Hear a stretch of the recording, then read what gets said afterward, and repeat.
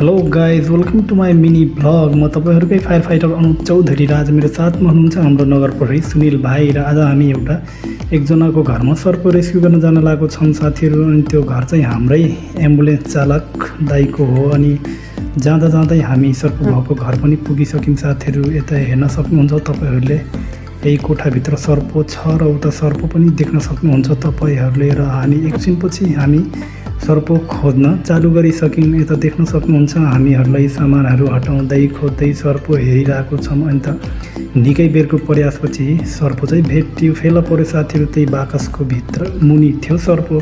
अनि एकछिनपछि सर्प छोपेर बाहिर चाहिँ निकाल्यो। यता देख्न सक्नुहुन्छ तपाईँहरूले सर्प चाहिँ कोब्रा थियो, कोब्रा स्नेक, कोब्रा भनेको गोमन सर्प थियो साथीहरू। यिनीहरू चाहिँ निकै नै डेन्जर हुन्छन्। अनि यसलाई हामीले छोपिसकेपछि एकछिनपछि फेरि अर्को ठाउँदेखि फोन आएर उहाँ गयौँ। यता देख्न सक्नुहुन्छ त्यो सर्प चाहिँ खोरभित्र थियो, त्यसले कुखुरा र हाँस चाहिँ मारिदिएको थियो साथीहरू। यो पनि गौवन नै थियो, त्यो ठाउँमा गएकोवाला सर्प पनि गौवन थियो साथीहरू। यता देख्न सक्नुहुन्छ यसलाई चाहिँ हाम्रो सुनिल भाइले छोपेर बाहिर निकालेर यसलाई छोपिसकेपछि हामीले दुइटै सर्प लिएर जङ्गलतिर लाग्यौँ। सर्प अब छोपिसकेपछि छोड्न पनि पर्यो जङ्गलमा।